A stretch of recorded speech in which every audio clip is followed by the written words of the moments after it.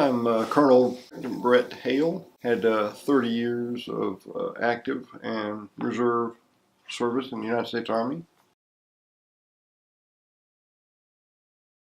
I was commissioned as a second lieutenant in 1982 out of the University of Nebraska at Lincoln, and I went straight on to active duty. Well, kind of an interesting story. I had nobody in my family that was, a career military. Obviously, my father and grandfathers were drafted, but as I was going to University of Jacksonville, or Jacksonville State University, I took ROTC classes my freshman year when I was playing football. Got injured and couldn't continue playing football, but I enjoyed the ROTC so much that I applied for a ROTC scholarship, which I did get, a 3-year scholarship. And I used that 3-year scholarship eventually to go up to the University of Nebraska. And I graduated from there in '82. Oh, probably 19 years of active and reserve service. I got in, like I said, in December of 1982. Came off active duty in November of 1991.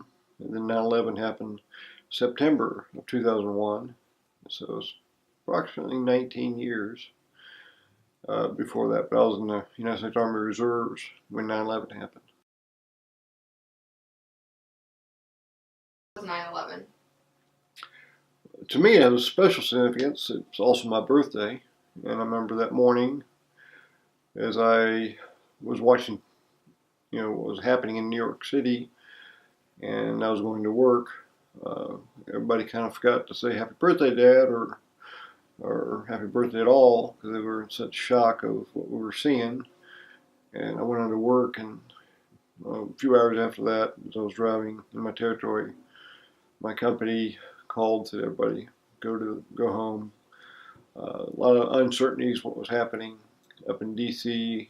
With the Pentagon, which I was up there a week after everything happened, and then also uncertainty about New York City because of the devastation of the World Trade Center and associated buildings. So to me, 9/11 signifies a very deliberate and direct attack on our country. And it wasn't just in our country, because New York City and the World Trade Center is home to many people from throughout the world. And it's kind of a hub for finances and banking, etc. And that was exactly what the jihadists tried to do, is take that down, so maybe change our will to fight against those jihadists. I don't believe it did. We're right now 15 years afterwards and still fighting them.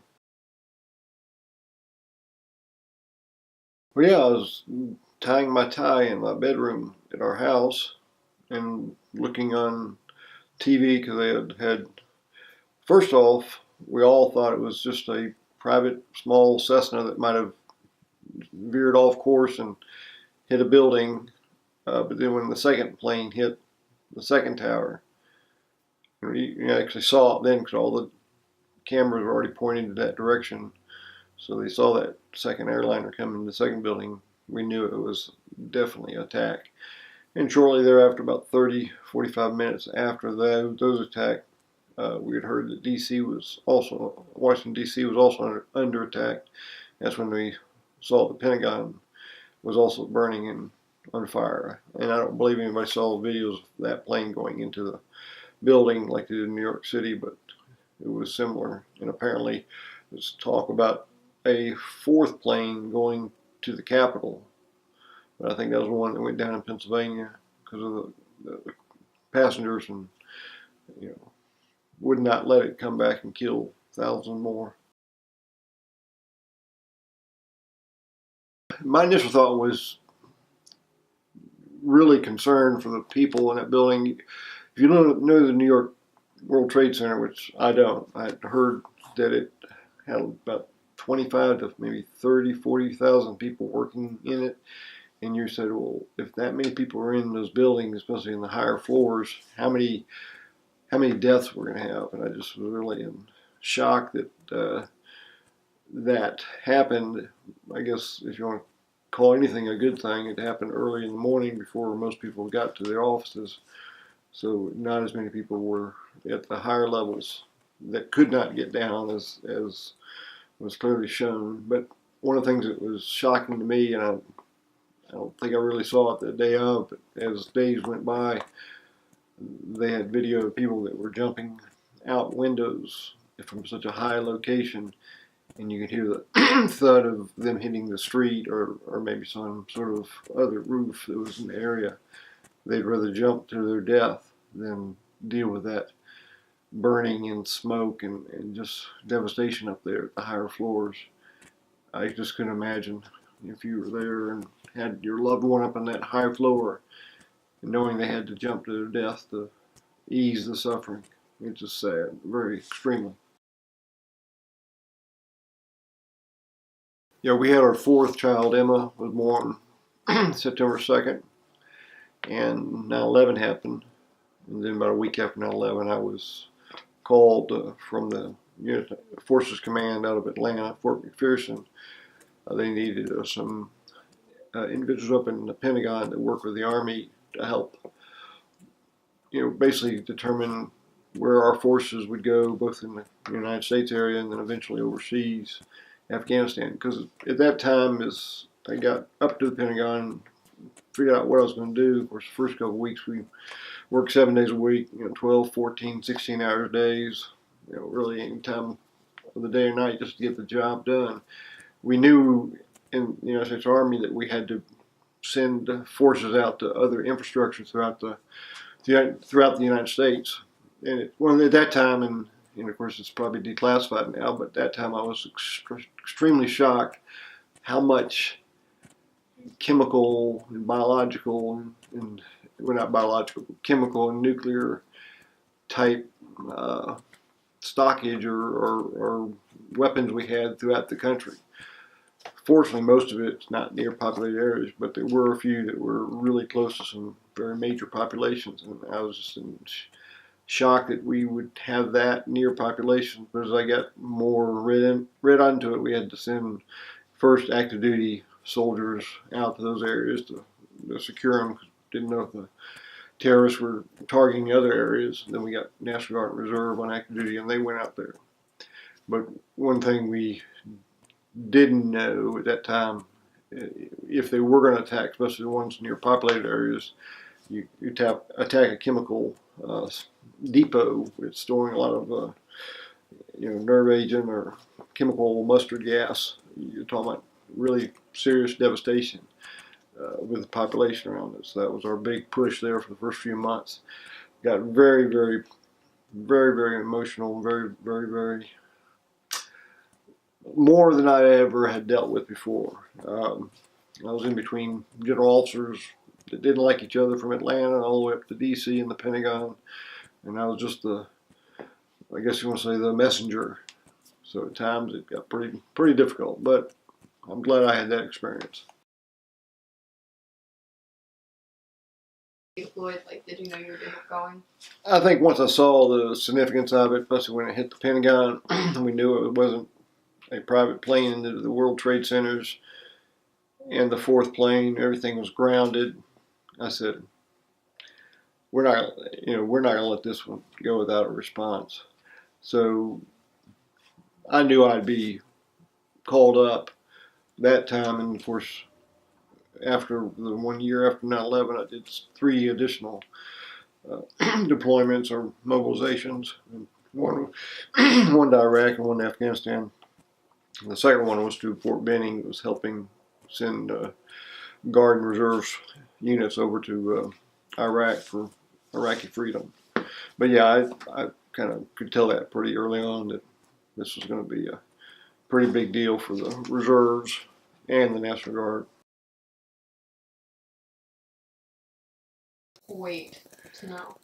I think, I remember telling your mother, my wife, Deborah, that it probably would be called up to active duty because of this. I mean, I think we're all at that time, everybody was really, well, how can I help? What can I do? Whether it be your family members that had people that they knew that they were involved or killed, or service members that had to go away within a week or two. Of course, we had our fourth child, Emma, and then brand new baby, three other smaller kids. It was very difficult on families that stayed home, losing a parent.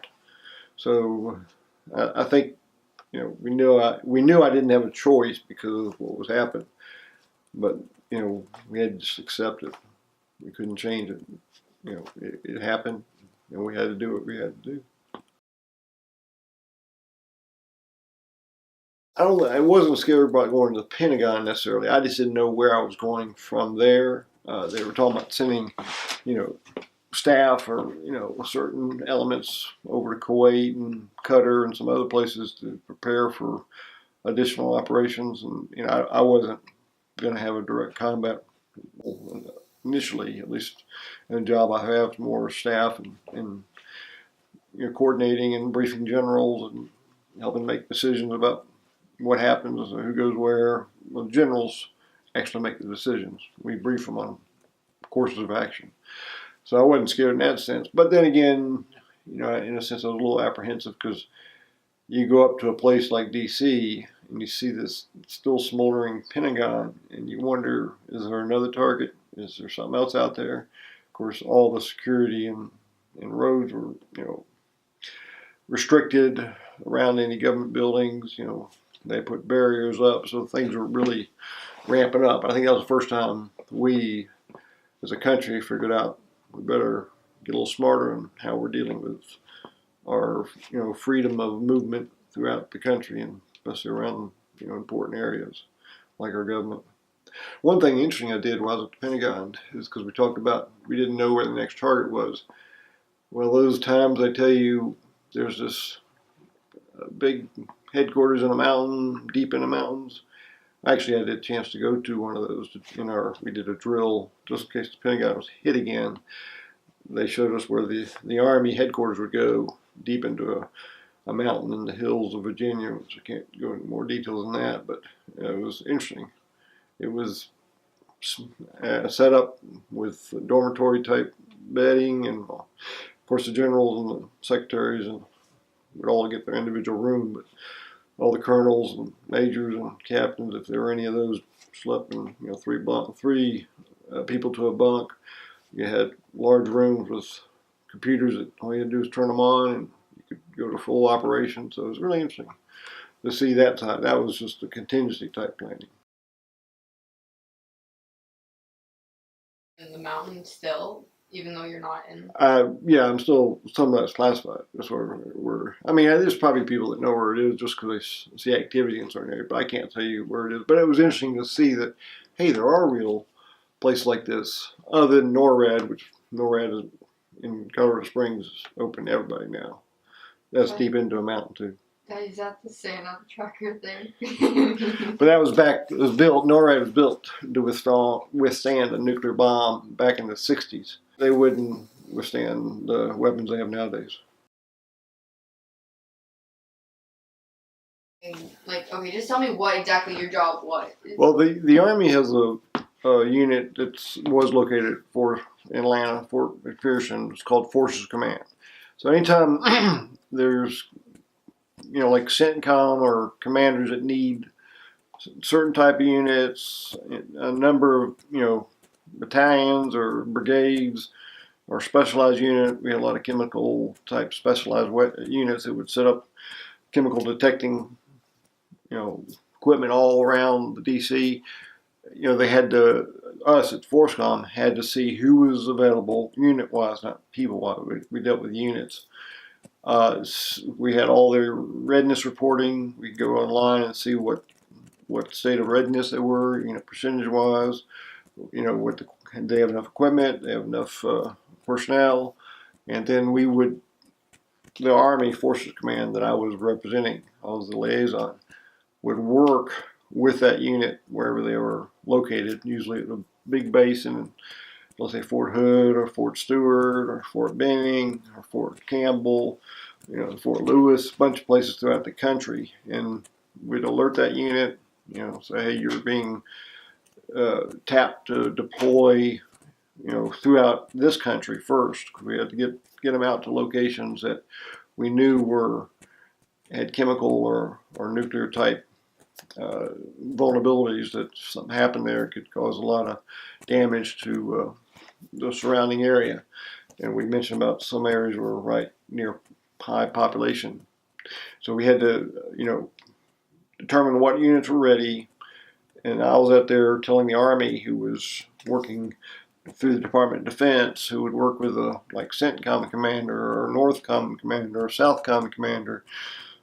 These are all commanders that are usually 4-star that run the operations in that area of the world. And so that area of the world commander, 4-star, you have commanders that would be running an area of the world. CENTCOM runs the Middle East, Iraq, Afghanistan, Kuwait, all that area. When they run, they provide the command and control for units in that area. But most of those combatant commanders, like CENTCOM, don't have all the units they need, so they have to come back to the Department of Defense, down to the Department of Army, Department of Navy, Air Force, and request those forces. And that's where, for the Army, once those requests, we call them RFS, requests for forces, would come in, then we had to find the unit that met that combatant commander's requirements.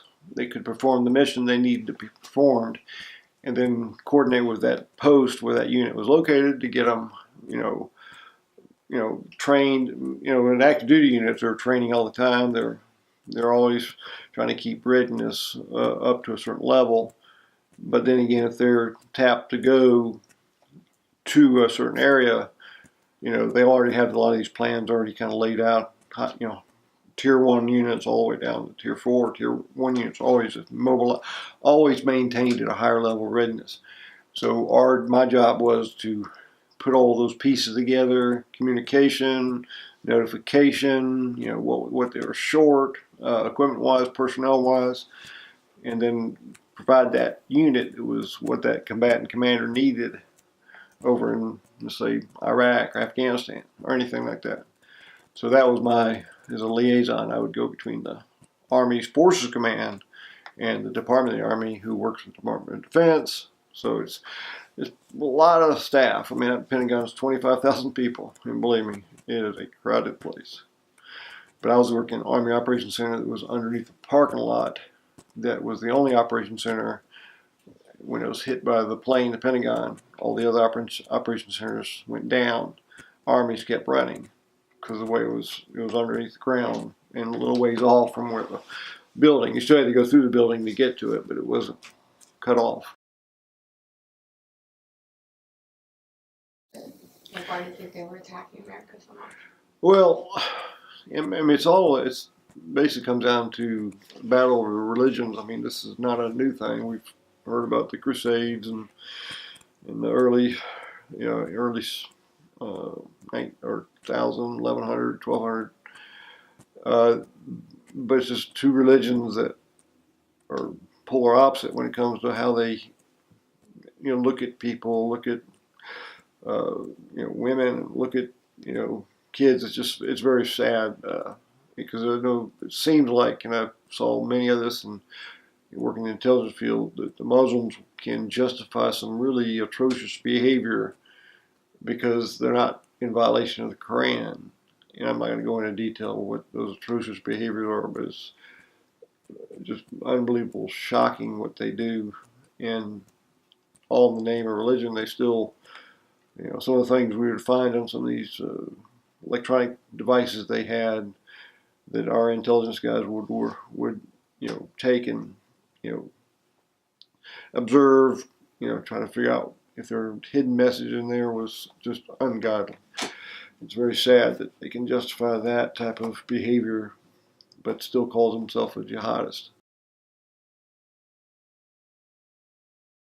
First, right after 9/11 for a year, and then I came back and went again in 2002, 2003, for about 9 months. Then I went again in 2005 to 7, which was about 13 months. And then I went again in 2011 to 2012.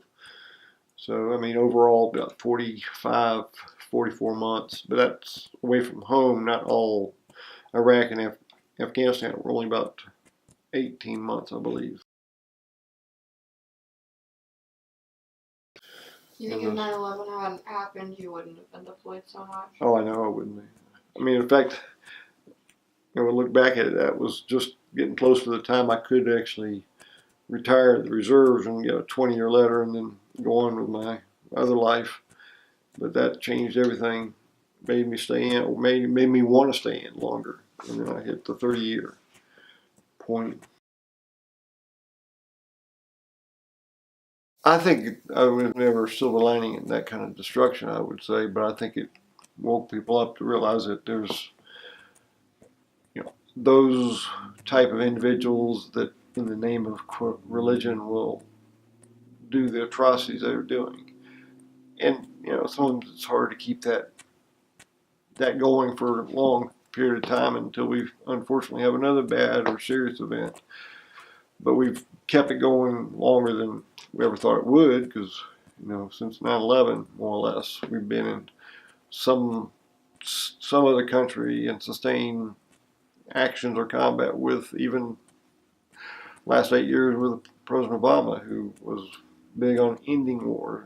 Now we're back in Iraq more than we ever thought we'd be, and we're definitely still in Afghanistan, among other places. 9/11 attack, does it still affect you today? Well, I think it never will not affect me, because I wasn't there on the event, but I was at the Pentagon a week afterwards, and it was still smoldering. And I remember the few hours I got off, I'd go out, try to run around the area, and they had all these makeshift memorials, bears, flowers, cards, pictures, and that, to be there, seeing that, and I didn't see New York City, I wasn't there, but I've seen and still have many video clips of some of the most horrific things that they didn't even show in the news. So yeah, I think it's always going to affect me. It's kind of like Pearl Harbor, it's like, Pearl Harbor, for that generation, they can't forget it, but now the generations, most of them hadn't experienced Pearl Harbor, kind of just heard about it in their history books, but that was a pretty devastating event in 1941, just like this was in 2001.